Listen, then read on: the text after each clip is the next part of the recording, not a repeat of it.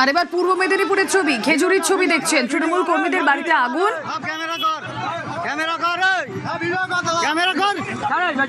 সেই ছবি দেখানোর আগে আসুন এই মুহূর্তে যে ছবি আপনারা দেখছেন, শাসনের ছবি। পতাকা টাঙানো নিয়ে আইএসএফ তৃণমূল ব্যাপক মারপিট। আইএসএফ এর পতাকা টাঙানোর সময় বাধা মারধর, তৃণমূলের বিরুদ্ধে হামলার অভিযোগ আইএসএফ এর অভিযোগ খারিজ করেছে তৃণমূল। হামলা মারধরের পাল্টা অভিযোগ, দুপক্ষের সংঘর্ষে আটক 2 জখম 2।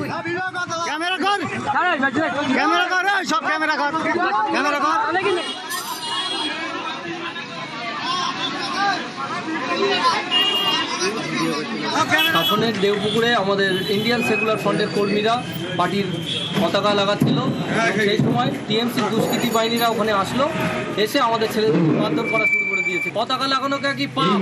শাসনে নাকি বিরোধীরা কোনো ওখানে পতাকা লাগাতে পারবে না, ওখানে নাকি এই ধরনের নিয়ম চলে এবং 2011 সাল থেকে নাকি এইভাবেই চলছে। বিরোধীদের মাথা তুলে দাঁড়াতে দেবে না। আমাদের ছেলেদের গায়ে যদি কেউ হত্যায় জেল খারাপ।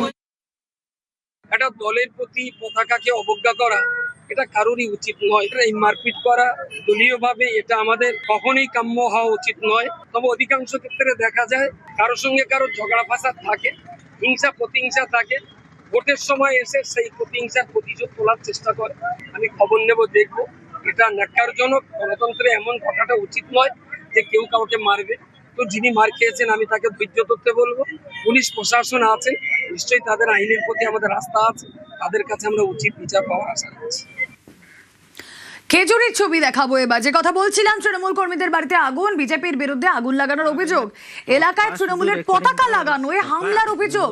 কথা বলবো, সুজিত ভৌমিক রয়েছেন সঙ্গে। সুজিত, খেজুরির এই ঘটনা নিয়ে ইতিমধ্যে রাজনৈতিক চাপানুতর শুরু হয়েছে। যে অভিযোগটা মূল তৃণমূলের পক্ষ থেকে আনা হচ্ছে, তাদের এক কর্মীর বাড়িতে এবং পাশের আরো এক কর্মী সমর্থকের বাড়িতে আগুন ধরানো হয়েছে রাতে। রাজনৈতিক বিষয়টা তারা বলছেন যে তৃণমূলের পতাকা লাগানোর কারণে সেটাকে কোড আনকোড অপরাধ ধরে নিয়ে বিজেপি যারা কর্মী সমর্থক বা বিজেপির যারা আশ্রিত দুষ্কৃতীরা তারা রাতেই কিন্তু আগুন ধরিয়ে দেয় এবং বাড়িতে সেখানে হামলা চালানো হয়, ভয় দেখানো হয়।